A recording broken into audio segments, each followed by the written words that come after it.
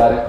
Di sini Masya Allah kita dalam acara peringatan tadkir untuk kita Lailatul Isra wal Mi'raj.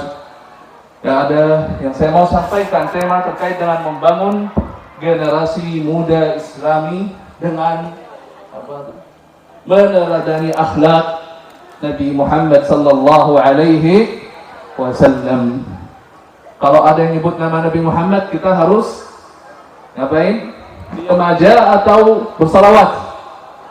Kalau kita mendengar nama Nabi Muhammad, kita harus salawat. Karena Nabi sallallahu alaihi wasallam bersabda, "Al-bakhilu man dzukirtu 'indahu wa lam yusalli 'alaihi." Orang yang pelit bukan orang yang tidak memberi uang, tidak memberi makan, bukan. Tetapi Nabi menjelaskan, orang yang pelit adalah orang yang jika ada yang menyebut nama Nabi, dia diam, tidak bersalawat. Na'udzubillah min dzalik. Mudah-mudahan kita orang yang selalu bersalawat kepada Nabi Muhammad sallallahu alaihi wasallam. Bahkan Nabi sallallahu alaihi wasallam saat di Sidratul Muntaha. Sidratul Muntaha itu di setelah langit ketujuh di Lailatul Isra wal Mi'raj. Allah Subhanahu wa taala salam kepada Nabi, "Assalamu alayka." Kita setiap hari salat tasyahud, doa ini tasyahud apa? Ada yang tahu? Harus semuanya tahu. At-tahiyatu lillah atau at-tahiyatu mubarakat. Ini Allah Subhanahu wa taala ya menyampaikan assalamu alayka ayuhan nabi wa rahmatullahi wa barakatuh. Kemudian Nabi menyebutkan assalamu alayna. Nabi menyampaikan kepada Allah assalamu alayna, salam. Assalam itu artinya apa? Ketenangan, keselamatan kepadaku dan umatku. Inilah cintanya Nabi Muhammad sallallahu alaihi wasallam. Saya kembali duduk. Alhamdulillah. Ini Masya Allah luar biasa jamaah di sini yang kompak. Melihat Masya Allah masjid yang makmur. Dan benar tadi yang Masya Allah walid kita Kiai Haji Khairuddin menyampaikan bahwa orang yang memakmurkan atau mencamirkan masjid itulah orang-orang yang sungguh mereka yang beriman kepada Allah Subhanahu wa taala. Karena kalau orang yang membangun masjid aja belum tentu dia orang yang beriman. Di Madinah Munawwarah saat terbangun di sana ada Masjid Quba, ada orang-orang munafik membangun juga masjid. Ya, maka Nabi menyebutkan itu masjid namanya Masjidul Dirar. Yang membangun orang-orang munafik. Ya, yang membangun orang munafik. Berarti yang membangun masjid belum tentu orang yang mukmin. Tetapi yang memakmurkan masjid itulah mereka yang innama ya'muru masajidallah man amana billah. Orang yang beriman kepada Allah Subhanahu wa taala. Maka yang mudah-mudahan masjid ini terus ya makmur, ya terus jamaahnya di sini kompak, terus di sini ada acara tabligh akbar, ada acara durus ilmiah. Di sini Masya Allah saya tadi dapat info ada kajian seminggu sekali, ya, dalam sebulan bisa 4 kali. Hadirilah acara-acara begini. Karena alhamdulillah ini adalah tempat yang kalau kita mau dapat ketenangan di dunia, siapa yang tidak mau dapat ketenangan di dunia? Siapa yang tidak mau dapat kesayangan dari Allah Subhanahu wa taala? Pasti semuanya kita dapat. Atau pasti kita semuanya mau mendapatkan ketenangan. Dalam hadis Nabi sallallahu alaihi wasallam bersabda bahwa wa majtama'a qaumun fi baitin min buyutillah. Tidak ada suatu kaum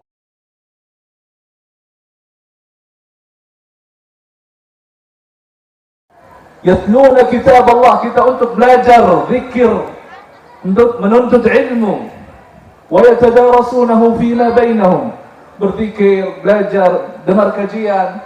Ini semua yang termasuk yatluna kitab Allah wa yatadarasunahu fima bainahum illa nazalat alaihim as-sakinah.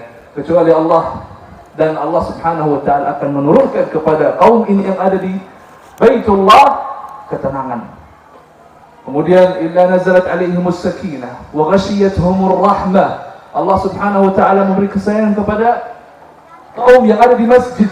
Kemudian wahaffathumul malaikah. Malaikat pun menunduk kepada kita, hormat dengan kita. Maka Masya Allah luar biasa.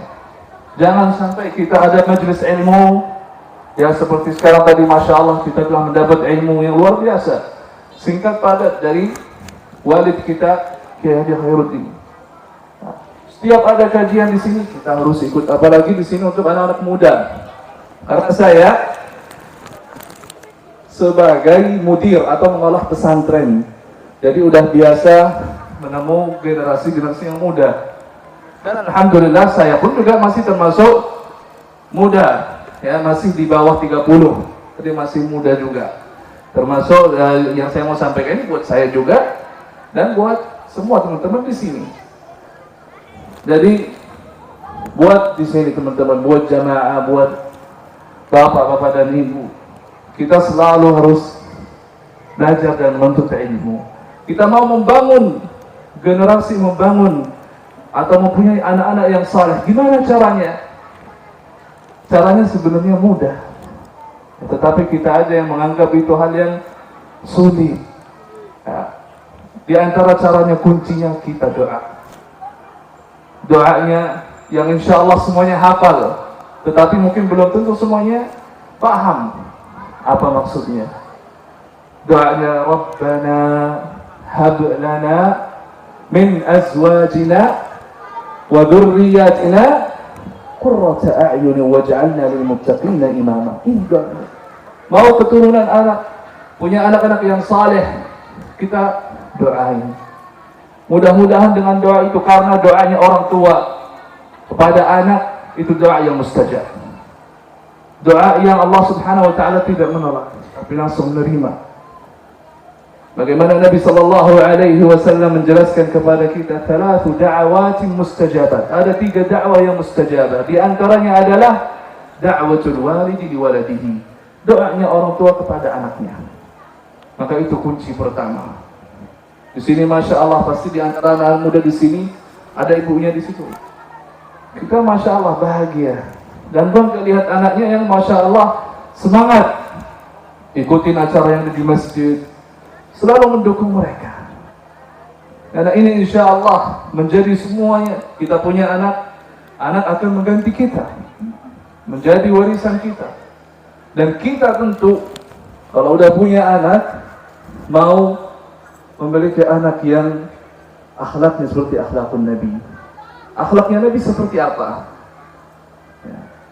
Orang-orang musyrik aja ibu, mereka sebenarnya Abu Jahal misalnya, salah satunya Abu Jahal. Abu Jahal itu namanya siapa? Ada yang tahu?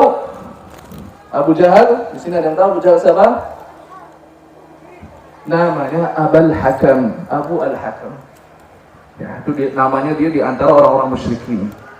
Abul Hakam ini atau Abu Jahal ini, kenapa disebutin Abul Hakam? Menurut orang-orang musyrikin, orang yang paling bijaksana.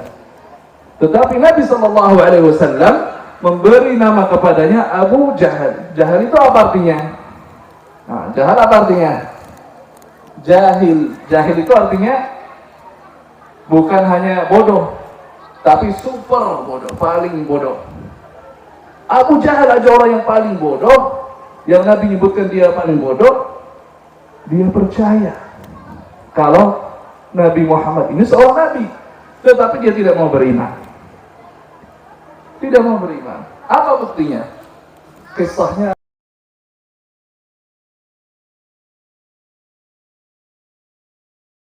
ya insya Allah kalau cerita Lailatul Isra wal Mi'raj ini rata-rata udah pada tahu. Tapi untuk mengingatkan lagi, di Lailatul Isra wal Mi'raj yang beradanya di bulan Rajab. Sekarang kita di bulan apa? Sekarang kita di bulan Sya'ban. Ya.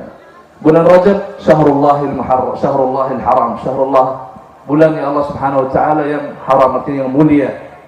Begitupun Sya'ban. Di bulan Rajab yang mulia ini Allah Subhanahu wa taala memberi kepada Nabi kita Muhammad sallallahu alaihi wasallam seperti jalan-jalan atau mengajak gembira, mengajak senang-senang kepada Rasulullah. Karena di tahun ini, tahun 12 Hijri, tahun 12 setelah bi'tahnya Nabi, beliau diberi oleh Allah Subhanahu wa taala ujian. Ujian yang berat. Karena di antara orang-orang yang Nabi mencintai meninggal. Yang pertama meninggal pamannya. Pamannya Nabi siapa? Abu Talib. Abu Talib sebagai apa pamannya Nabi? Ngapain dia? Dia orang mukmin atau bukan? Bukan. Tetapi Abu Talib selalu melindungi Nabi sallallahu alaihi wasallam. Saat Abu Talib meninggal, beberapa bulan kemudian meninggal Khadijah binti Khuwailid. Khadijah di sini siapanya Nabi? Istri Nabi. Nabi merasa kesepian, kehilangan orang yang selalu memberi perlindungan, yang selalu memberi support kepada Nabi. Merasa kehilangan. Nabi kemudian pindah ke mau mencari orang-orang yang agar mendukung dia, karena di Mekah orang-orang musyrikin Mekah mereka menerima Nabi enggak? Orang Mekah. Nabi asalnya dari Makkahul Mukarramah. Banu Hashim. Banu Hashim ini semuanya dari Mekah. Diusir sama keluarganya dari Mekah. Nanti Nabi mau pergi yang pertama ke Taif. Taif ini kota sekitar 100 km kurang lebih. Kalau dari Madinah lebih jauh lagi. Ya, jauh dari Madinah ke Mekah sekitar 400, kemudian ke Taif. Ya, pasti jamaah umrah biasanya ada yang jalan-jalan atau wisata ke kota Taif. Kota Taif ini kabilahnya Banu Thaqif. Nah, Nabi mau mencari ada orang-orang yang menolong dan memberi perlindungan, menguatkan dakwahnya Nabi. Karena di Mekah tidak menerima. Keluarganya sendiri dari Banu Hashim tidak menerima. Saat itu Nabi SAW pergi ke Taif.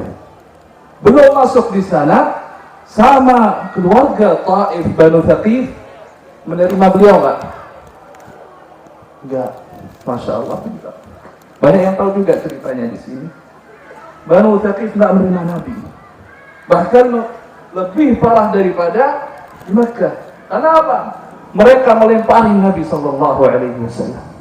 Padahal ini seorang Nabi yang tidak ada kecurigaan lagi Nabi ini akhlaknya nggak baik. Semuanya sepakat Nabi akhlaknya yang baik. Sampai pun Abu Jahal menyebutkan, ya, innahu lasadiqun amin. Ini orang yang jujur, orang yang amanah. Sampai di Quran juga menyebutkan, wa innaka la'ala khuluqin 'azim. Khuluqnya Nabi akhlak yang mulia. Ahli Taif ngapain? Mengusir Nabi dengan melemparin batu. Kita melihat ceritanya. Yang kita mau keluar dari tempat yang udah diusir, nyari tempat yang lain, ternyata tempat yang lainnya juga mengusir kita. Bahkan mengusirnya sampai melempar batu dan kena kepala dan kaki Nabi, hatta damat qadamain, sampai kakinya berdarah-darah. Kemudian Nabi duduk di sebuah tempat antara Taif dan Makkah. Didatangi Malakul Jibal, malaikah penjaga bukit atau penjaga gunung. Nyebut kepada Nabi, perintahlah kau kepadaku, apa yang kamu mau? Saya bisa dengan perintahmu mengangkat dua gunung ini, kemudian menghancurkan warga Taif. Malaikat nyebutkan kepada Nabi, perintah apa aja. Tetapi inilah orang yang sangat peduli sama kita. Orang yang cinta kepada kita walaupun tidak pernah melihat kita. Begitupun kita harusnya cinta kepada Nabi, beriman kepada Nabi walaupun kita tidak pernah lihat. Nabi SAW langsung menjawab kepada malaikat, la innahum qaumun la ya'lamun. Jangan, mereka orang-orang yang belum tahu, belum mengenal agama Islam, belum mengenal iman kepada Allah. Kemudian Nabi berdoa, wa arju an yakhruj min aslabihim man yu'minu billah. Dan saya berharap akan keluar dari keturunan mereka orang-orang yang beriman kepada Allah Subhanahu wa taala. Inilah subhanallah sabarnya Nabi. Kalau kita nih, biasanya ada orang usir kita langsung, maunya kita main hajar-hajaran aja. Tapi inilah akhlaknya Nabi. Yang Masya Allah, udah disiksa, diusir, dilemparin batu. Kalau Nabi mau minta kepada mereka hancurlah mereka, langsung mereka hancur. Tetapi Nabi tidak mau. Nabi minta, Nabi berdoa kepada Allah Subhanahu wa Ta'ala agar ada yang keluar di antara mereka orang-orang yang beriman. Kemudian benar yang terjadi apa sekarang kota Taif, orang-orang Muslim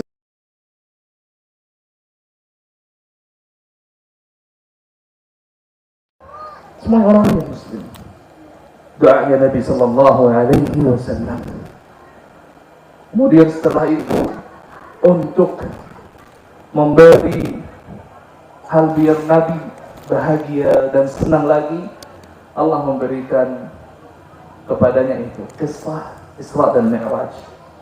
Yaqulu Allah Subhanahu wa Ta'ala, Bismillahirrahmanirrahim, Subhanalladzi asra bi'abdihi laylan minal masjidil haram ila al-masjidil aqsa alladzi barakna hawlahu linuriyahu min ayatina. Sebelum kejadian Isra dan Mi'raj ada kejadian yang namanya syaqqu as-sadr. Tapi dibelah sama malaikat. Saat Nabi di rumahnya Ummi Hani, didatangin oleh dua malaikat, mereka menggambarkan diri seperti manusia.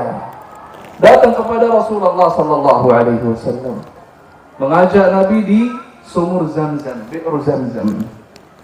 Mungkin sekarang jamaah yang pernah umrah nggak melihat mana itu sumur Zamzam. Ya.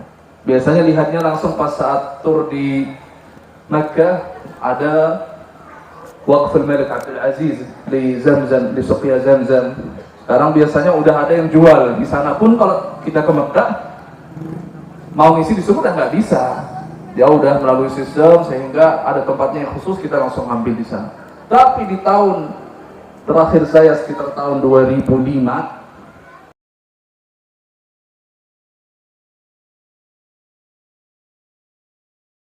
di antara Ka'bah, dekat Ka'bah, di Mataf, di sana ada tempat ke bawah, kemudian masih kita ke bawah, di dalamnya di sana ada sumur Zamzam. Disitulah yang dua malaikat yang mengambil Nabi, mengajak ke situ, dibelah dadanya, diambil hatinya dan dicuci pakai air Zamzam. Kemudian kembalikan lagi. Ini hadis atau kisah-kisah ini yang kalau secara logika nggak masuk. Tetapi kita wajib beriman, karena apa yang disampaikan oleh Rasulullah kita harus beriman.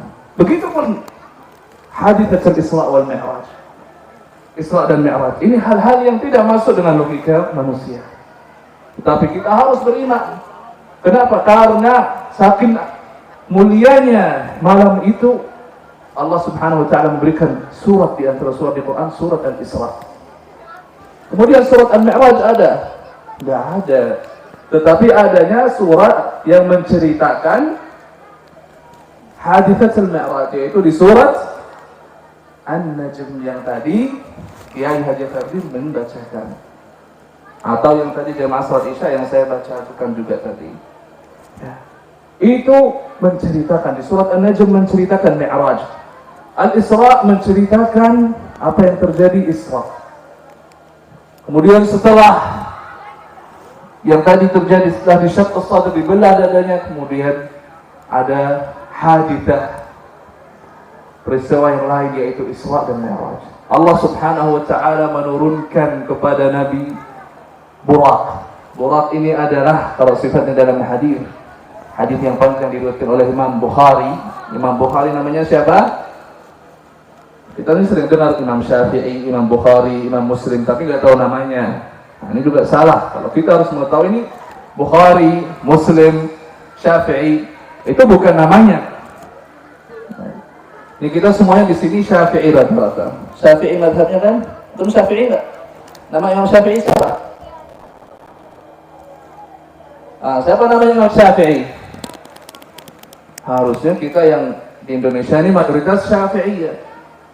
Harus kita tahu. Kalau di Saudi sana rata-rata Hanabilah. Ya, Hanabilah itu muridnya dari Imam Syafi'i. Siapa namanya Hanabilah atau yang disebut Hanabili? Siapa namanya? Imam Ahmad bin Hanbal. Ahmad bin Hanbal punya guru namanya Imam Muhammad bin Idris. Siapa itu Muhammad bin Idris? Yaitu Imam Syafi'i. Ya. Jadi kita harus tahu. Kalau Imam Bukhari siapa? Muhammad ibnu Ismail ibnu Bardazbah.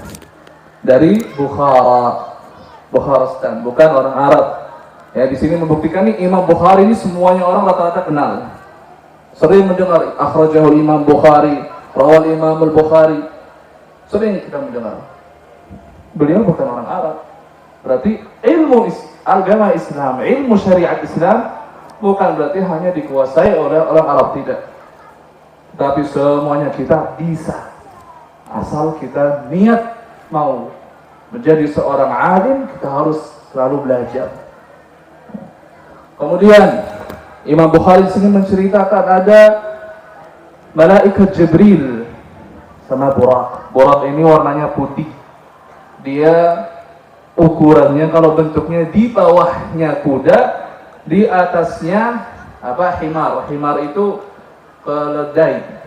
Ya. Di atasnya himar dan di bawahnya hesan kuda.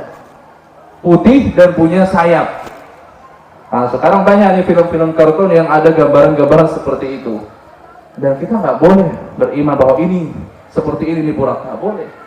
Itu hanya gambaran, seperti film-film yang menggambarkan Nabi, menggambarkan sahabat. Banyak nggak film yang menggambarkan sahabat? Nah, ini biasanya nih ibu-ibu yang punya anak, kalau mereka nonton bagus, nonton ceritanya bagus, tapi yang nggak bagus apa? Jangan sampai di gambaran anak itu, ini adalah sahabat, ini Ja'far, ini Khalid bin Walid. Jangan sampai mereka menggambarkan itu. Karena mungkin bintang film yang ada di situ mungkin bukan orang muslim juga, ada. Ya, maka kita harus ini hanya sekedar kisah. Ya. Bukan itu mereka yang sahabat. Ya, itu hanya sekedar di film. Kemudian Burak ini salah satu binatang yang baru, yang belum pernah dinaikin sama satu orang. Jadi kalau kita punya kuda atau binatang apapun, kalau kita dinaikin yang dia belum berlatih, pasti berkisah, tidak mau bergerak terus, nggak mau dinaikin sama orang. Kemudian malaikat Jibril memberi perintah kepada Burak ini, kepada yang binatang Burak, uthbut, diamlah, karena yang naik di atas orang yang mulia. Kemudian Buraknya ini taat dan langsung diperintah oleh Allah Subhanahu wa taala ke Baitul Maqdis, ke Palestina. Turunnya di sana ada tempat di sekitaran Baitul Maqdis, Baitul Laham. Di Baitul Maqdis di sini diceritakan bahwa Nabi sallallahu alaihi wasallam menjadi imam amman nas bil anbiya atau amman nabi bil anbiya. Menjadi imamnya para anbiya di Masjid Baitul Maqdis. Di saat itu apakah udah ada cara sholat yang seperti kita sholat sekarang? Ada belum? Ada belum sholat di saat itu? Cara sholat udah ada? Sama caranya seperti sekarang? Ada takbir, ada ruku? Ya. Ada yang bilang ada yang belum. Sholatnya, karena dalam hadis disebutin 2 rakaat. 2 rakaat. Tapi sholat apa? Allahu a'lam, bukan salat yang, karena dahulu di zaman itu di saat Nabi sallallahu alaihi wasallam diisrakan ke Baitul Maqdis belum ada salat zuhur, salat asar, salat maghrib, salat isya, salatul fajr, belum ada. Kemudian Nabi SAW jadi imam buat para anbiya di sana. Setelah selesai, Allah Subhanahu wa taala memberi lagi kepadanya Mi'raj.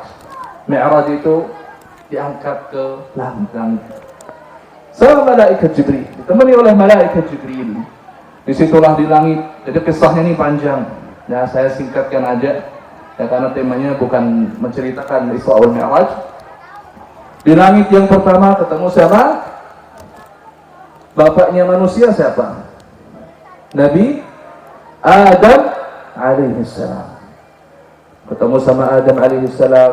Kemudian di langit yang kedua, di sini pas ketemu sama Adam, ini ada bahasan bahasa terkait bahasa Arab. Nabi Adam alaihissalam setelah tahu itu bersama Nabi Muhammad, kemudian Nabi Adam mengucapkan marhaban bil ibni salih wan nabiy salih. Kata marhaban ini sering dipakai di negara Arab. Marhaban. Marhaban itu seperti apa ucapannya kalau bahasa Indonesia?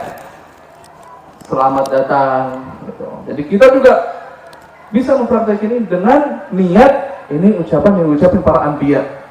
Bahkan di sini setiap Nabi Muhammad SAW saat di langit pertama ketemu sama Adam AS menyebutkan marhaban. Sampai langit ke-7 ketemu Ibrahim AS juga menyebutkan marhaban. Jadi kita bagus untuk mempraktekkan secara bahasa dengan niat kita mengikuti para anbiya, insyaallah itu kita mendapat pahala. Marhaban daripada ucapan yang biasa kita dengar. Biasanya dipakai bahasa-bahasa itu di pesantren. Kemudian di langit kedua ketemu sama Yahya dan sepupunya. Sepupunya adalah Nabi Isa alaihi salam. Di sini Yahya dan Isa. Isa adalah sepupunya Nabi Yahya. Sepupu dari ayah atau dari ibu?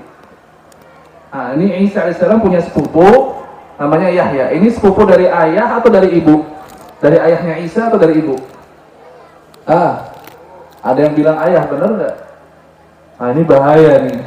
Terkait dengan akidah nih. Kalau ada yang bilang itu ayah dari bapak, berarti Isa alaihi salam punya bapak? Punya.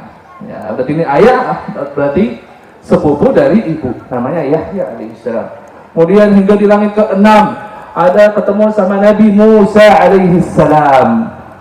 Kemudian ke langit yang 7 ketemu sama Ibrahim. Ibrahim adalah Abul Anbiya, kakeknya Nabi Muhammad sallallahu alaihi wasallam. Karena Nabi Ibrahim punya anak Ismail dan siapa? Ishak. Ya, Ishak ini kalau dalam bahasa Ibriyah, bahasa orang-orang Yahud mungkin kalau sekarang, namanya siapa? Israel. Jadi Israel ini maksudnya adalah Ishak, anaknya Ibrahim. Maka mereka biasanya orang-orang itu disebutin Banu Israel. Artinya keturunannya Israel. Dan agama yang mereka orang Yahudi ini sekarang seharusnya itu dakwahnya khusus buat Banu Israel, bukan buat kita semua. Ya, bukan buat orang-orang selain orang-orang Banu Israel. Ya, karena setiap nabi, nah ini harus kita tahu, setiap nabi Allah Subhanahu wa taala memutuskan buat kelompoknya atau buat kaumnya, kecuali Nabi Muhammad. Nah, sekarang ini ada juga kelompok-kelompok atau orang-orang yang menyebutkan bahwa Nabi Muhammad ini Allah memutuskan buat orang Arab aja. Benar gak ini? Nabi Muhammad buat orang Arab aja, betul? Salah. Ya, bahaya kalau kita menyebutkan ini. Kita mengingkari Al-Quran. Karena dalam Quran jelas Allah Subhanahu wa ta'ala berfirman, "Wa ma arsalnaka illa kaffatan linnas." Apa artinya kaffah? Seluruh manusia. Bahkan jin.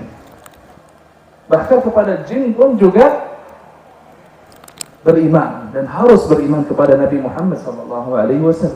Di Al-Quran Al-Karim ada surat namanya surat Al-Jin. Ceritanya secara singkat, surat Al-Jin ini Nabi SAW saat diturunin wahyi sebelum masuk ke Makkah, pas kembali dari Taif, membaca surat Al-Jin. Kemudian didatangin ada kelompok-kelompok jin dari Yaman. Jin dari Yaman, mereka datang ke mendengarin Nabi, dan Nabi mengenal ini para jin. Dari jin itu yang dari Yaman belajar dari Nabi, mereka menyebarkan Islam di Yaman melalui jin ke jin-jin yang ada di sana. Maka kalau kita lihat tafsirnya, qul uhiya ilayya annahu istama'a nafarun minal jinni, yang mereka orang-orang kelompok jin yang mendengarin ucapan Nabi SAW, langsung beriman. Kalau Abu Jahal nggak beriman, nanti ceritanya setelah di akhir-akhir kisah ini. Kemudian di Isra wal Mi'raj, setelah ketemu sama Ibrahim alaihissalam, ketemu setelah langit ke-7 itu Sidratul Muntaha, ketemu kepada Allah Subhanahu wa ta'ala. Gimana caranya? Ini kita nggak boleh bahas. Kita beriman. Apa yang disampaikan oleh Rasulullah kita beriman. Begitu loh cara imannya Abu Bakar As-Siddiq radhiyallahu anhu. Abu Bakar kenapa dikasih gelar As-Siddiq? As-Siddiq itu apa artinya? Nah, apa? Ada yang tahu di sini As-Siddiq apa artinya? Ini generasi keberapa di sini? Ketiga. Pada nggak tahu generasi keberapa di sini? Ya, ada yang jawab. As-Siddiq itu yang percaya, selalu percaya kepada Rasulullah. Saat ada berita ini Isra wal Mi'raj, yang menyampaikan kepada Abu Bakar bukan Nabi, tetapi dari Abu Jahal yang menceritakan. Ya. Kemudian di Sidratul Muntaha di sini Allah Subhanahu wa taala menfariḍahkan buat hamba-hambanya 50 kali salat. Kemudian kepedulian Musa alaihissalam kepada umat Nabi Muhammad menyuruh kepada Nabi agar is'alullah at-takhfif, minta kepada Allah agar memberi keringanan. Seumpamanya 50 kali kita sholat, mampu nggak kita? Mampu nggak? Tapi kalau Allah mewajibkan, mau nggak kita jalanin? Harus mau kalau Allah mewajibkan. Allah Subhanahu wa taala pertama memberi 50 salat. Bayangin kalau 50 salat berarti setiap 15 menit azan. Sekarang aja yang istilahnya 5 kali aja udah, kalau subuh dikit, Jumat baru banyak. Ya berarti salatnya dalam seminggu hanya Jumat di masjid. Yang lainnya mungkin di rumah. Ya. Ataupun yang kalau di rumah ya masih mending daripada sama sekali nggak salat kecuali Jumat. Ya nasallallahu alaihi. Maka subhanallah, ini keistimewaannya umat Muhammad. Walaupun kita salatnya 5 kali, Allah memberi kepada kita pahala seakan kita salat 50 kali. Nah, ini istimewanya umat Muhammad. Dan inilah yang Nabi Muhammad minta kepada Allah. Setelah minta keringanan-keringanan, sehingga Allah memfariḍahkan 5 salat. Dan Allah menyebutkan kepada Nabi Muhammad bahwa salatnya umat Muhammad yang 5 ini tuktabu lahu ka 50 salat. Allah memberi kepada kita pahala seakan kita salat 50 kali. Apalagi keistimewaannya kalau kita salat di Makkah. Nah, di sini insyaallah banyak yang pernah ke Makkah. Yang mudah-mudahan yang belum pernah umrah, Allah Subhanahu wa taala memberikan umrah segera insyaallah. Ya. Yang belum haji juga insyaallah Allah berikan haji bismillah taala. Yang belum nikah di sini banyak. Kemarin ada siapa tuh Mas Arman datang ke tempat saya Jakarta, katanya Ustaz cariin buat saya, tapi ternyata masya Allah udah lagi nunggu nih buat mana dia. Ya mudah-mudahan di sini yang maupun yang perempuan atau yang laki yang belum nikah, Allah berikan kepada kalian semuanya jodoh yang saleh dan salihah. Nah, mana suaranya? Amin. Mana suaranya nih yang masih single? Ya. Yang udah nikah satu, bapak-bapak istiqomah mencintai istrinya. Ya. Kemudian tadi terkait dengan tadi kemana lupa. Oh ya, tadi terkait dengan sholat. Sholat kita kalau di Makkah beda dengan kalau kita sholat di Masjid An-Nur. Apa bedanya? Mungkin cara sholatnya sama. Imamnya pun mungkin bacaannya sama, tapi apa yang menjadi beda? Pahala yang Allah berikan kepada kita. Bagaimana dalam hadis Nabi bersabda, "Wa salatu fi Masjidil Haram ta'dilu 100,000 salat." Kalau kita salat di Makkah Al-Mukarramah, seakan kita salat 100,000 kali. Berarti kita kalau salat di Makkah cukup kita salat sekali, setelah itu kita tidur aja di hotel. Begitu. Betul nggak pemahaman itu? Kan udah 100,000 kali sholat. Tapi maksudnya pahala yang Allah berikan kepada kita. Dan ingat, Allah bukan hanya memberi itu aja, tapi memberi juga peringatan. Kalau orang berbuat dosa di Baitul Haram, di tempat-tempat yang dibatasi, tempat-tempat al-haram yang suci, dosa pun akan dilipat gandakan. Nah, jadi hati-hati, bukan hanya kita senang dengan pahala, tapi kita pun kalau buat dosa dilipat gandakan. Nah, jadi bukan hanya kita kalau berbuat amal baik dapatnya pahalanya berlipat ganda. Dosa pun juga gitu. Jadi hati-hati. Kemudian kalau yang sholat di masjidi hada. Nabi menyebutkan di masjidi hada artinya masjidnya Nabi, yaitu Madinah Al-Munawwarah. Ta'dilu alfa salah, seakan kita salat 1000 kali salat. Ya. Ini semuanya Allah berikan hanya kepada umat Muhammad. Amalan yang ringan, gak capek-capek, tapi pahalanya luar biasa. Ya. Maka jangan mensia-siakan. Kita ini masih muda, yang Allah SWT berikan kepada kita udah ada rezeki yang lumayan, segera daftar umrah, segera pergi umrah. Jangan mendahulukan dunia daripada din. Ya, udah punya sekarang ini, misalnya lagi musim Covid, umrah kurang lebih sekitar 27-30an. Kalau udah ada orang yang punya 50 juta, langsung daftar.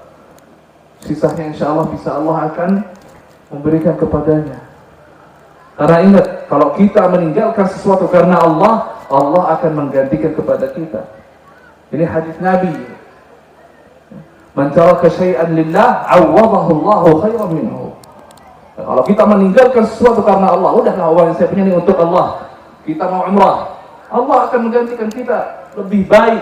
Yang tadinya punya 50 juta, tiba-tiba usahanya sukses dan bisa sampai 100-an juta. Jadi ini semuanya, kalau secara logik udah berkurang uang saya, jangan melihat logika, tapi melihat mukjizat Allah. Gimana Allah Subhanahu wa taala baik sama kita. Begitupun sedekah. Hari kita nih banyak yang kalau mau infak, cari yang misalnya mau infak baju, kita punya baju, cari yang paling jelek kasih ke orang. Nah ini bukan sedekah namanya, membuang. Karena apa? Kita kalau mau ditulis oleh Allah pahala infak, pahala sedekah, memberikan kepada yang lain apa yang kita suka. Apa yang kita suka, itulah yang kita kasih kepada orang lain. Kita punya uang, kasih kepada, jangan kasih yang paling dikit. Buat masjid, masya Allah. Ya, di sini masih luar biasa, beda sama di Saudi. Jadi mungkin tahu ya Kiai Haji, kalau kita di Saudi, masjid nggak ada yang namanya ngumpulin tabungan mau infak, itu sulit. Kalau di Saudi mau infak sulit, kita harus pergi ke lembaga yang udah diakui sama pemerintah. Selain itu nggak boleh. Sebelumnya boleh, sekitar tahun 2015-2020 itu masih boleh, tapi sekarang udah lama nggak boleh. Tabungan itu nggak ada. Berarti di sini masya Allah kesempatannya masih besar. Kita mau infak, tinggal cari kotak infaknya di mana, kasih. Jangan ngasih lihat uang yang paling, ya di sana ada 50.000, ada 100.000, ada 500 perak, kita ambil 500 perak tahu. Nah itu bukan sedekah namanya. Ya, orang parkir aja kalau ngasih 500 dibuang, nggak mau, apalagi jangan ditaruh di masjid. Kalau 500 perak dikali 1000 kali mungkin ya nggak apa-apa. Karena ingat, kita ini akan di dunia ini fana atau abadi. Dunia ini fana, hanya sementara. Usia kita ini seperti apa yang disampaikan oleh Nabi, a'maru ummati ma baina as-sittina was-sab'in. Usia umatku itu antara 60 dan 70. Dan buktinya Nabi pun wafat saat beliau usianya berapa? Berapa? 63. Dan sahabat juga banyak yang usia begitu. Abu Bakar sama 63, Umar 63. Berarti enak umatnya Nabi ini lebih dari 63.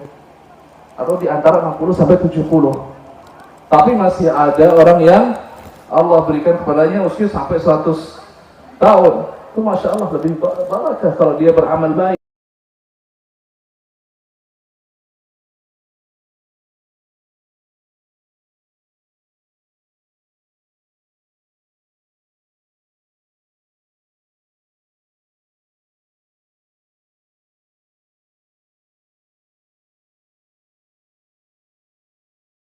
Caranya. Ada kotak infak kita niatkan ini untuk bangunan, atau biasanya ada kotak infak buat khusus bangunan.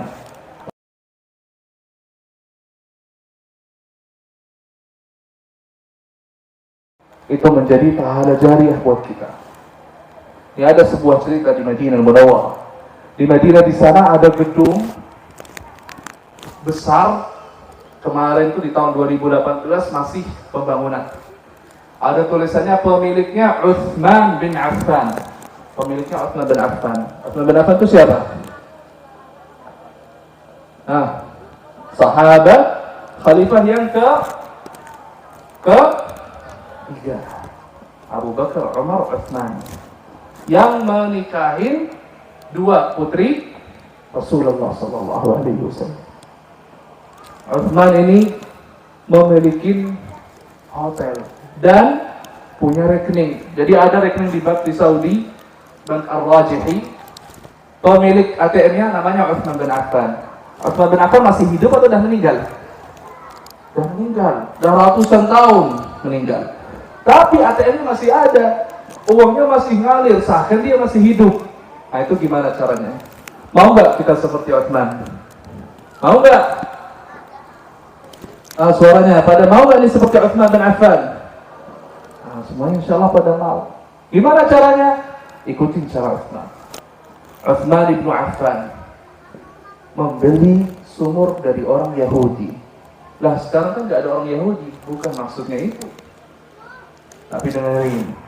Membeli sumur dari orang Yahudi. Yang tadinya orang Yahudi itu memanfaatkan sumurnya untuk orang-orang Muhajirin dan Ansar saat mereka setelah hijrah ke Madinah, menjual air. Sehingga orang-orang sahabat Nabi di sana pada kesulitan air. Kemudian Nabi SAW untuk memberi semangat buat sahabatnya menyebutkan, barang siapa yang memberi bi'ru Raumah falahul jannah. Siapa yang beli sumur Raumah ini akan dia mendapati surga. Saat itu langsung Utsman bin Affan gerak cepat. Saya mau beli. Saat beliau mau beli, orang Yahudi yang kita semuanya tahu selalu dusta atau jujur. Dusta selalu yang menyusahkan. Nah, orang Yahudi ini makar. Gimana caranya biar nggak dibeli semuanya? Enggak, saya nggak mau jualin kamu. Saya menjualin setengah aja. Gimana cara baginya? Sehari buat kamu, sehari buat saya. Nah itu oke intinya. Oke setuju. Dengan biaya yang sudah ditentukan. Belilah Utsman bin Affan sumur ini. Kemudian beberapa hari kemudian orang Yahudi ini merasa kok di saat hari saya sepi, gak ada orang yang beli. Nih kita saja kalau misalnya ada toko membuat nih ada yang bikin toko gratis, satu hari udah gratis, besoknya bayar. Kita datangnya yang ke gratis atau yang bayar? Hah? Oh ini datangnya yang bayar, berarti orang kaya nih masya Allah. Datangnya pasti kita cari yang gratis. Nah itu pun para sahabat pada datangnya saat mereka apa? Saat sumurnya di hari yang dimiliki oleh Utsman bin Affan. Orang Yahudi ini merasa sepi, nggak dapat penghasilan. Ya udah deh, saya jualin semuanya ke Utsman. Kemudian Utsman membayar lagi untuk menyelesaikan. Sumur itu udah milik Utsman. Kemudian Utsman mewakafkan ini.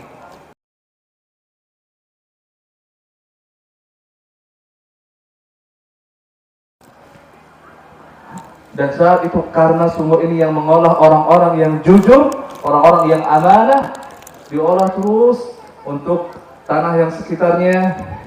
Terbangunlah di sana banyak pohon-pohon kurma. Dari pohon kurma itu dijualin, bisa membangun hotel-hotel, dan penghasilan dari kurma dan penghasilan dari air, penghasilan dari hotel, bangunan semuanya sebagian besarnya buat fuqara dan aitam di Madinah An-Nabawiyah. Inilah Masya Allah. Yang semulanya mungkin pas bayar gak seberapa untuk beli sumur, tapi diolah oleh orang-orang yang hebat, sehingga Masya Allah pahalanya terus mengalir. Ingat, semuanya manusia akan mati. Idza mata ibnu Adam kita semua anak Adam, kalau kita wafat, inqata'a anhu 'amaluhu. Semua amalan kita akan sudah berhenti. Yang tadinya orang kaya, gak mungkin duitnya semuanya dimasukin di kuburan. Walaupun semuanya dimasukin, orangnya dah meninggal gak bisa menikmati. Yang tadinya punya anak, kalau anaknya gak saleh, Saat orang tuanya meninggal, udah anaknya nggak akan ingat lagi sama ibunya. Maka gimana kalau kita mau hal yang tidak mati sama seperti kita? Karena semua manusia tentu akan mati. Idza mata ibnu Adam inqata anha 'amaluhu illa min thalath. Ada 3 hal yang kalau kita mengamalkan ini, maka amalan ini gak ikut mati seperti kita. Yang pertama, shadaqatun jariyah, sedekah jariyah. Infak, kita memberi uang buat bikin masjid. Ada yang bilang, kan saya nggak punya uang buat bangun masjid sebesar ini. Nggak harus bangun masjid itu, walaupun kita bangun dikit aja. Bayar apa adanya untuk niatkan untuk bangun masjid, insya Allah tertulis pahalanya. Bangun pesantren, beli sumur, mewakafkan air sumur ini buat masyarakat. Ini semuanya termasuk amalan jariyah. Ya kalau kita mati, kemudian sumurnya ini diolah, insya Allah pahala yang jariyah. Seumpamanya nggak diolah, bisa menghidupkan orang banyak. Orang itu menjadi orang-orang yang hebat, menjadi misalnya santri, menjadi orang-orang yang bermanfaat buat agama. Kita pun mendapat pahala jariyah. Ini yang pertama, sedekah jariyah. Buat orang yang sama sekali nggak punya uang, saya nggak punya uang untuk infak. Gimana caranya? Awwaladun salihun yad'u lahu, atau anak yang saleh yang mendoain orang tuanya. Ibu-ibu di sini mau nggak anak-anaknya saleh? Mau. Di sinilah kalau ibu-ibu punya anak yang saleh, itu berhasil, ibu dapat 1 poin ini. Berarti kalau nanti kita sudah meninggal, kita punya anak yang saleh, anak saleh ini akan mendoain orang tua. Dan ini akan menjadi warisan kita, menjadi yang walaupun kita mati dia mendoai, selalu mengingatkan buat orang tuanya. Di antaranya misalnya kalau anak yang baik, yang saleh,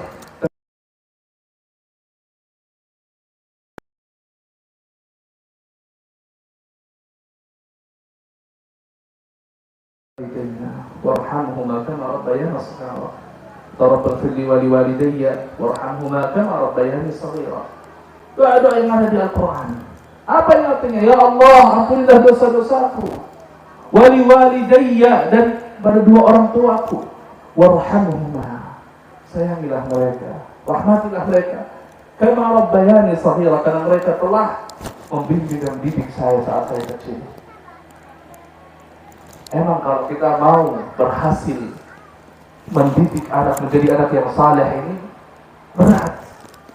Banyak ujian yang kita lewati. Tetapi kalau kita udah berhasil, insya Allah gak menyesal. Saya di pesantren, ngurus pesantren, banyak curhatan ibu-ibu. Kadang mereka merasa kangen sama anaknya. Kita berikan, padahal masih bagus kita. Ada pesantren yang biasanya setahun ketemu sama anaknya sekali. Tapi di pesantren yang saya alami, sebulan jenguk orang tua, jenguk anaknya. Udah segini tapi masih ada orang tua yang kangen, Ustaz, mau ketemu sama anak. Berat gak meninggalin anak? Berat.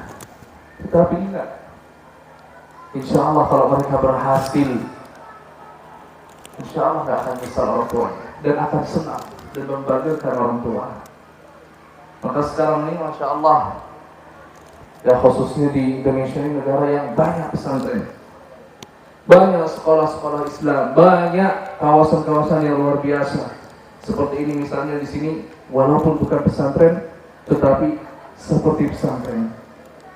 Maka bisa menyuruh anaknya agar selalu di sini sama remaja-remaja masjid, ikutin acara-acara di masjid.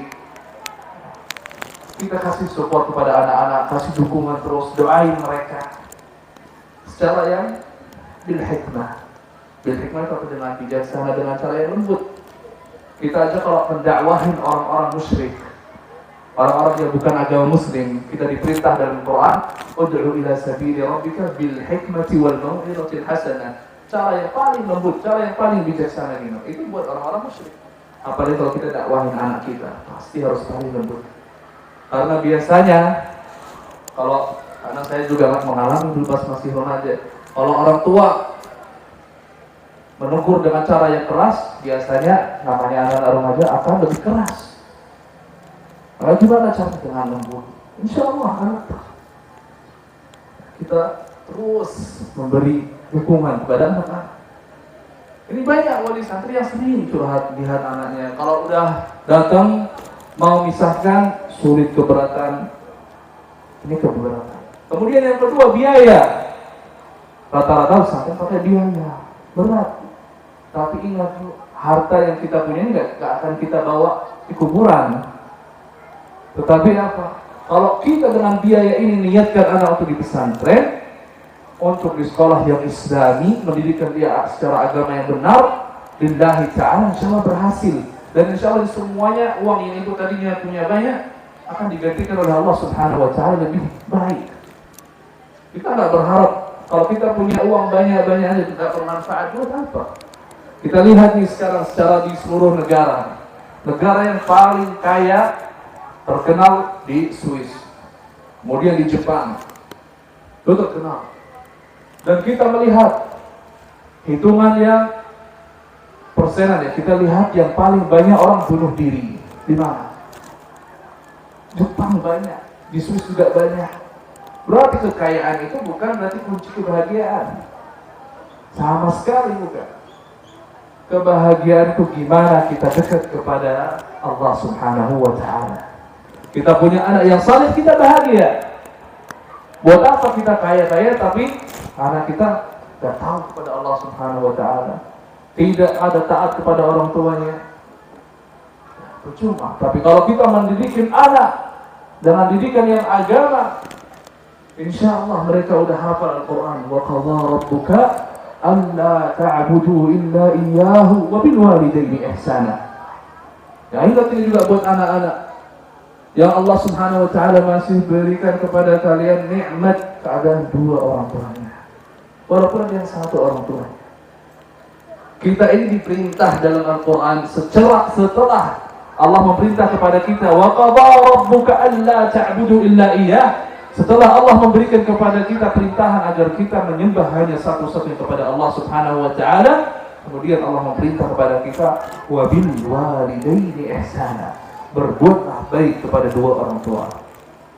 Berarti perintahan kita berbuat baik ini perintahan yang luar biasa. Karena setelah kita taat kepada Allah, kemudian kepada orang tua. Jadi jangan sampai kita mendahului yang lain. Kita lihat orang tua kita berbuat baik, jangan hanya kita melihat ada kesalahan dari orang tua, kita merasa yang lebih baik. Jangan. Sampai Ibrahim alaihissalam, kita tahu Ibrahim alaihissalam, ayahnya seorang yang musyrik. Allah Subhanahu wa ta'ala melarang Nabi Ibrahim berdebat kepada Azar atau ayahnya Ibrahim, walaupun orang musyrik. Allah melarang. Gimana caranya Allah menyuruh Ibrahim? Menyuruh kepada Ibrahim, keluarlah dari kota yang ada ayahmu, jangan berdebat terus. Padahal udah dibakar, udah tahu kisah Ibrahim alaihissalam yang gimana dibakar, tapi Allah Subhanahu wa ta'ala memberi mukjizat buat Ibrahim, api ini menjadi aman. Qulna ya nar kuni bardan wa salaman ala Ibrahim. Jadi walaupun orang tua kita ini salah, walaupun seumpamanya, jangan kita malah pilih yang lebih baik. Jadi ini untuk mengingatkan kepada semuanya, adik-adik semuanya yang ada di sini, remaja masih ada orang tuanya, berbaktilah kepada orang tua. Kesuksesan kita kuncinya kalau kita mau cari gimana, dari kita gimana ketaatan kita kepada orang tua. Hablum minan nas yang nomor satu adalah kepada orang tua. Kalau kita berbakti kepada orang tua benar-benar, maka insya Allah kita sukses. Dan kalian lihat kisah-kisah atau siapapun yang mereka sukses di dunia. Apa sih kuncinya? Kalau mereka bisa sukses seperti ini, lihat, pasti akan ada di dalam cerita ini, ada orang tua yang selalu mendukung, ada yang dia bagaimana berbakti kepada orang tuanya. Itu kuncinya. Jangan sampai kita menyebutkan atau dalam bahasa kita mungkin gitu, gitu. Ini dalam Al-Quran kita dilarang. Qala subhanahu wa ta'ala, wa la taqul lahuma uff. Jangan kita menyebutkan kepada dua orang tua kita uff itu seperti enggak. Diperintah kita menolak. Ini dilarang. Wa la tanharhuma, jangan berbicara secara kasar. Apapun itu yang kita kalau menilai orang tua kita misalnya menilai ini yang salah, enggak boleh. Kita harus selalu menunduk. Karena insya Allah kalau kita walaupun kita yang benar, tapi kita tidak mau menyebut kita yang benar, insya Allah Allah akan berikan hidayah pada orang tua, pada kita. Jadi itu ya kunci yang pertama. Kalau mau sukses, sini adik-adik di sini semuanya kuncinya adalah berbakti kepada orang tua. Ini perintahan Allah Subhanahu.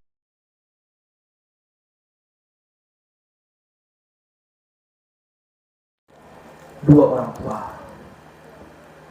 Jadi selain tadi yang untuk beban atau berat buat kita biaya untuk biayain anak sekolah, tapi kalau kita niatnya karena Allah, Allah akan menggantikan kepada kita lebih baik, yaitu menjadi anak-anak yang masya Allah saleh. Apalagi kalau kita punya anak yang hafid Quran, itu luar biasa. Pasti semuanya saya yakin bahwa semuanya orang muslim kalau punya anak-anaknya menjadi hafidz Al-Quran, orang tuanya bahagia. Betul? Bahagia.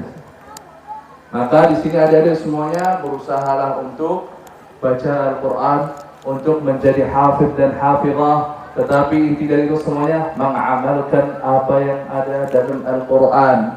Karena Al-Quran itu sebenarnya Allah menurunkan untuk dibaca atau untuk diamalin? Diamalin.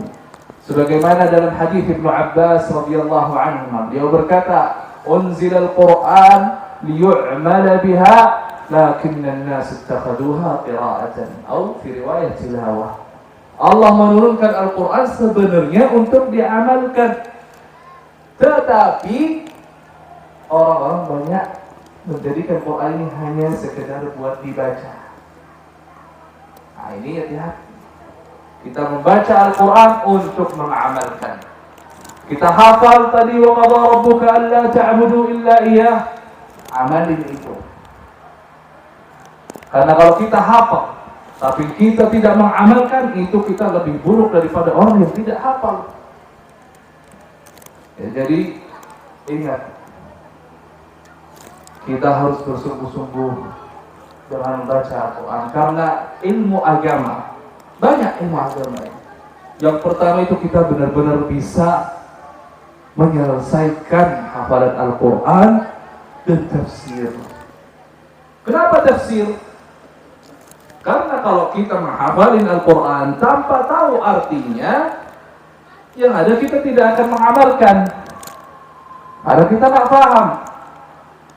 Tafsir itu hanya buat bahasa Indonesia atau ada bahasa Arabnya? Tafsir ada bahasa Arabnya nggak? Ada. Ada tafsir Al-Jalalain. Tafsir Jalalain itu pakai bahasa apa? Asalnya pakai bahasa apa? Bahasa Arab. Ibnu Katsir, As-Sa'di, Al-Baghawi. Ya banyak kitab-kitab tafsir. At-tafsir pun pakai bahasa Arab. Padahal Al-Quran bahasa Arab. Buat apa? Tafsir ini menjelaskan. Karena setiap kalimat dalam Al-Quran ada hikmah dan ada arti dan ada sebab nuzul. Seperti tadi kalau kita mau mengetahui kapan turunnya surat An-Najm wal Najmi idza hawa ma dhalla sahibukum wa ma ghawa, kapan itu turunnya? Kita lihat kitab Asbab Nuzul menceritakan tentang ayat ini. Lihat surat Al-Isra, lihat sebab nuzulnya, lihat artinya, pahami arti-artinya. Karena dari situlah kalau antum di sini semuanya mengamalkan apa yang ada di Al-Quran, itu luar biasa. Dan saya doakan mudah-mudahan di sini menjadi generasi Qurani. Amin ya rabbal alamin. Kemudian di sini buat ibu-ibu, setelah tadi ada dua amalan yang bagaimana kalau kita meninggal dia tidak akan mati sama kita. Yang ketiga adalah tadi yang pertama udah waladun atau sedekah jariyah, Kemudian ada waladun salihun yad'u lahu. Kemudian yang ketiga, ilmun yuntafa'u bihi. Nah, ini Masya Allah luar biasa. Ilmun yuntafa'u bihi hal yang mudah sebenarnya. Cuma kita aja yang sulit-sulitkan. Contoh, di sini semuanya hafal Al-Fatihah enggak? Semuanya Masya Allah hafal. Ya. Bacaannya semuanya sama enggak? Benar enggak kira-kira? Di sini menjadi beda. Al-Fatihah ini dalam setiap salat kita baca. Dihitung-hitung dalam sehari kalau hanya salat mafruḍah itu sekitar 20 kali. Ya. Lebih makanya dari itu. Jadi Masya Allah, kalau kita mengajarkan orang yang tadinya tidak bisa baca Al-Fatihah, atau yang dia bisa baca Al-Fatihah tapi banyak salahnya, itu pahala buat kita. Itu yang namanya ilmu yuntafa'u bihi. Ya. Di sini tadi Masya Allah ada dia di sini semuanya katanya udah pada bisa. Di sini gurunya siapa? Yang ngajarin Quran siapa? Ngajarin ngaji? Ustaz siapa?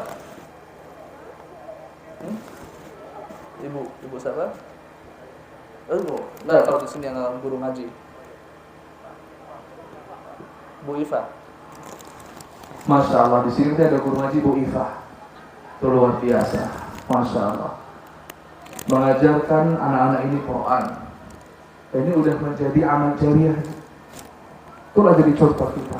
Tadi Masya Allah, walid kita Kiai Haji Khairuddin menyampaikan ilmu yang bermanfaat kalau kita mengamalkan. Beliau Masya Allah pahalanya luar biasa. Bahkan kita sering mendengar an Abi Hurairah, mendengar Ibnu Abbas berkata, mendengar semuanya sahabat yang kita sudah nyebutkan tadi. Kita pernah ketemu nggak sama mereka? Tidak pernah.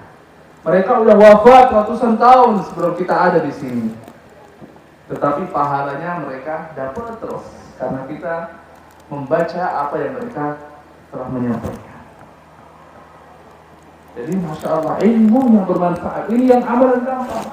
Kita lihat ajarin mereka Al-Fatihah agar Insya Allah kalau mereka udah tahu aja Al-Fatihah, karena di antara di salat fardu yang di antara rukunnya baca Al-Fatihah. Kalau orang salat tanpa Al-Fatihah tapi baca Al-Baqarah full dari Alif Lam Mim sampai la yukallifullah, sah nggak salatnya?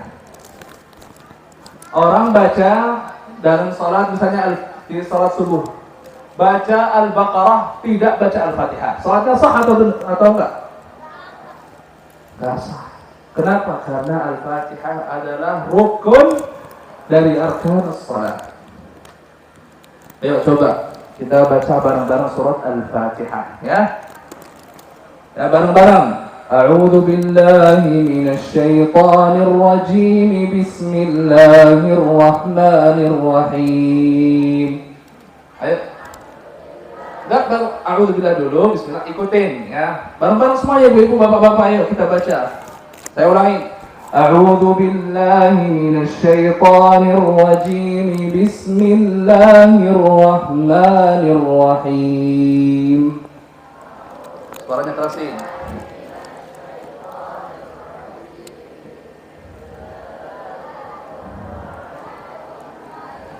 Alhamdulillahi Rabbil Alamin.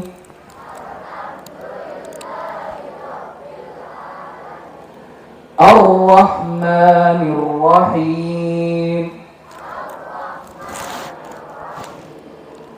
Maliki Yaumiddin. Iyyaka na'budu wa iyyaka nasta'in.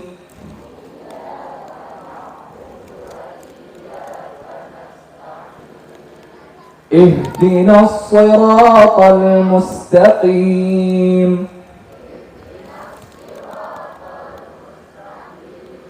Siratal ladzina an'amta 'alaihim. Habis. Terus baterainya mau habis ini, panitia, baterainya sisa 1.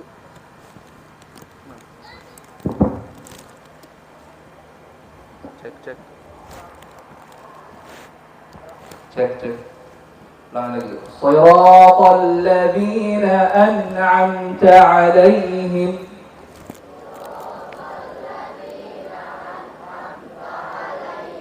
ghairil maghdubi 'alaihim waladdallin.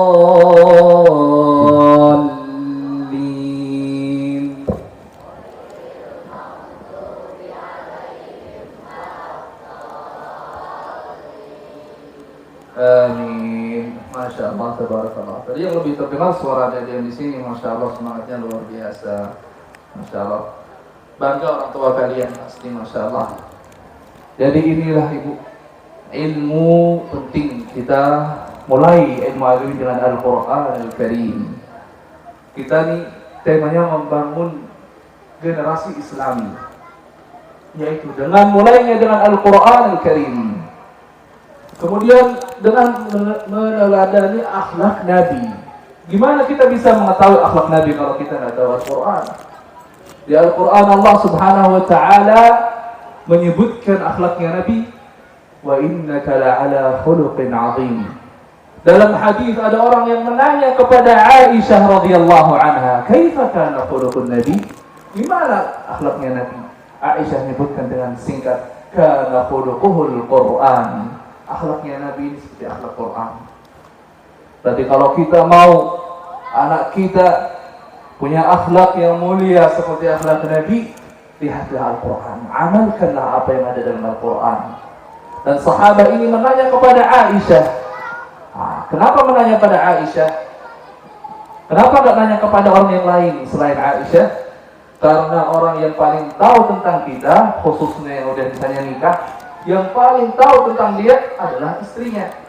Mungkin ini ada orang baik depan kita, akhlaknya luar biasa depan kita, tapi di rumah dia ternyata nggak baik sama istri. Itu ada banyak. Ya baik di depan kita, masya Allah alim, tapi ternyata sama istrinya nggak baik. Nah ini hal yang bahaya. Ini juga kalau kita mau mengikuti sunnah Nabi, mengikuti akhlaknya Nabi, Nabi juga menjelaskan dalam hadis, khairukum wa khairukum li ahlihi khaira wa ana khairukum li ahli.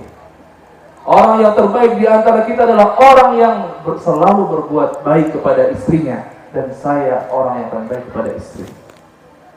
Maka sahabat nanyanya kepada Aisyah radhiyallahu anha tentang akhlaknya Nabi. Bagaimana akhlaknya Nabi? Ya Nabi menjelaskan, atau Aisyah menjelaskan, ini akhlaknya Nabi seperti Quran yang sudah. Sallallahu ala Muhammad. Jadi di sini jamaah rahimani wa rahimakumullah. Waktunya udah kurang lebih dari sejam.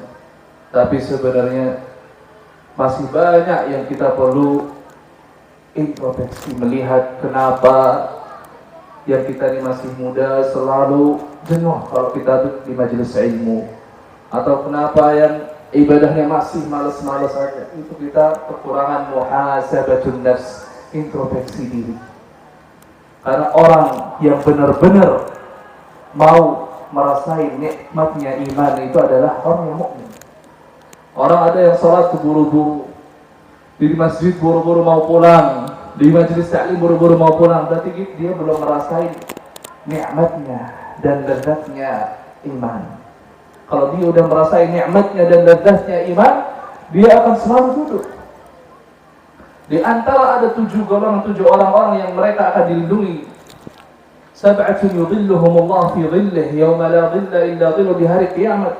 Di antara ada 7 orang wa qalbuhu mu'allaqun bil masajid. Orang yang selalu hatinya terikat dengan masjid. Dia pulang ingat ke masjid. Oh, saya kangen dengan masjid. Saya mau aktivitas di masjid. Saya mau iktikaf di masjid. Apalagi sekarang ini kita di bulan yang mulia, bulan Sya'ban. Sebentar lagi, sekitar 20-an hari lagi kita akan masukin bulan Ramadan. Maka kita harus bahagia, harus senang. Kita akan mendatangi syahr yang Allah Subhanahu wa Ta'ala mengistimewakan bulan ini hanya satu-satunya di antara 12 bulan. Dan pahalanya yang di sini luar biasa.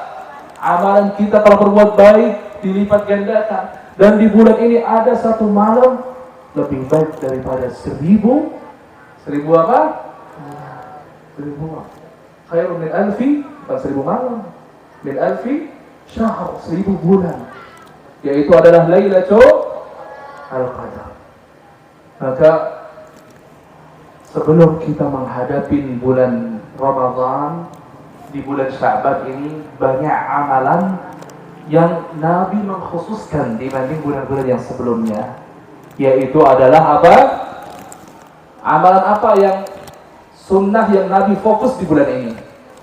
Ya, ada yang tahu? Amalannya adalah puasa.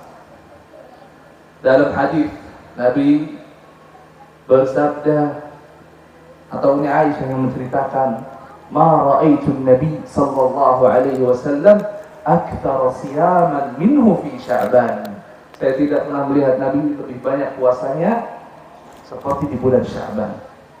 Maka di bulan Sya'ban, ya Allah masih berikan kepada kita semuanya kesehatan, puasa di saat Senin dan Kamis. Kalau kita nanti melewati Ayyamul Bir, jangan lupa kita juga puasa. Yang Masya Allah tenaganya kuat, dia bisa puasa lebih, puasalah siang Daud. Tahu siang Daud nggak? Banyak yang nggak tahu, taunya es Daud. Iya, beda Daud sama Daud. Ya, ini siang Daud, karena ini adalah caranya Nabi Daud alaihi salam puasa. Sehari puasa, sehari berbuka. Puasa enggak? Apa sehari dia puasa, sehari lagi berbuka, sehari. Itulah siam yang luar biasa. Hanya kalau bisa pakai yang itu. Kalau nggak bisa ya udah Senin, Kamis dan Ayyamul Bir. Ayyamul Bir susah. Ya udah Senin dan Kamis aja. Ya, ini kita sekarang hari malam Ahad. Setelah Ahad itu Senin. Kenapa Nabi SAW fokus dengan puasa sunnah di Sya'ban ini? Untuk melatih umatnya agar kalau menghadapi bulan Ramadan tidak kaget. Tapi udah terbiasa, apalagi sekarang adik-adik yang mereka belum bisa puasa sampai maghrib.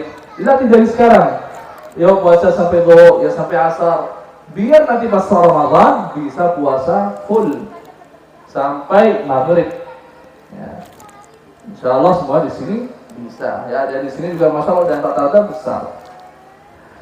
Jadi inilah, alhamdulillah ya, kita udah luar biasa diberikan oleh Allah Subhanahu wa taala nikmat yang kita udah duduk di majelis ilmu ini. Kita udah bertemu, udah ketemu sama orang-orang yang Masya Allah, orang-orang yang saleh. Pasti setiap orang yang datang di majelis ini di masjid akan bertemu sama orang yang baik. Dan pasti kalau di sini sama teman-teman yang baik, kalau mereka bicara hal-hal yang bermanfaat. Kita tadi duduk sebentar udah dapat ilmu dari mulai dan hostnya sampai tadi Kiai Haji Khairuddin, semua yang mendapat. Itulah majelis ilmu, itulah berteman, kalau kita berteman sama orang yang baik. Nah, jadi anak-anak remaja di sini, ya mas-mas yang ada di sini, kalau kita milih teman jangan sembarangan. Dan ada salah satu makulah dari bahasa Arab, as-sahibu sahib. Kalau kita punya teman, kita ini akan mengikuti teman kita. Dan hati-hati. Berarti kita kalau mencari teman, ya dengerin ya adik-adik, kalau kita mencari teman, carilah teman-teman yang baik. Kalau kita punya teman yang baik, kita biasanya akan apa? Berlomba-lomba berbuat baik. Tapi kalau bertemu sama teman yang tidak baik, kita akan menjadi seperti mereka.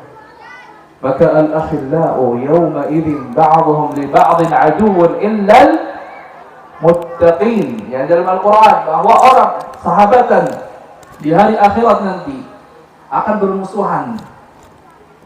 Yani ada si fulan sama si fulan tadinya di dunia bersahabatan akrab, bahkan bukan sahabat aja tapi akhillah.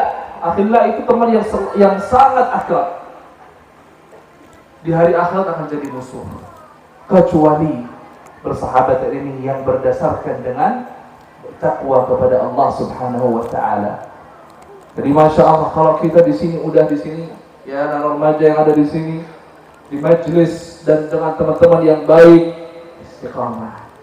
Jangan nyari teman-teman yang nggak baik. Kalau bisa kita mengajak orang-orang yang nggak baik nikmat yang antum sudah diberikan oleh Allah. Karena luar biasa. Ini antum di sini, ya ini buat misalnya yang saya kenal ada Mas Arman, Mas Zida dari ini, masya Allah teman-teman yang baik, yang ada di sini semuanya baik. Kalau bisa orang-orang yang di luar sana, yang mereka belum mengenal masjid, ajak juga. Karena ini nikmat Allah sudah berikan kepada antum, nikmat. Jangan merasa beban, tapi ini malah nikmat. Antum di sini setiap duduk di sini, itu sudah dapat pahala. Mendapatkan ilmu dapat pahala. Sedangkan di sana orang ada yang mau dia ke masjid, cuma dia belum tahu caranya, atau merasa dirinya saya nggak pantas jadi orang masjid, jadi remaja masjid. Jadi gimana caranya kita bisa mengajak mereka, merangkul mereka orang-orang yang di sana sehingga mereka menjadi orang-orang juga remaja masjid yang selalu di sini, masya Allah ada aktivitas yang tidak membuang waktu. Kita bisa mengajak mereka agar menjadi juga itu kembali lagi menjadi pahala jariah buat kita. Nah, jadi mudah-mudahan setelah majelis ini makin banyak lagi anak-anak remaja. Ya insya Allah, mudah-mudahan tempat ini juga bisa lebih makmur, menjadi seperti pesantren yang lebih hebat. Ya, bukan pesantren tapi seperti pesantren yang lebih hebat. Amin ya Rabbal Alamin. Baik, demikian ini yang saya bisa sampaikan. Kurang dan lebihnya mohon maaf.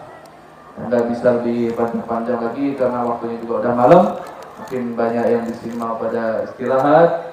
Nah, jadi sampai sini aja. Akhir kata, wabillahi taufiq wal hidayah, wa sallallahu wa sallama ala nabiyyina Muhammad wa ala alihi wa sahbihi ajma'in, walhamdulillahi rabbil alamin. Wassalamu alaikum warahmatullahi wabarakatuh.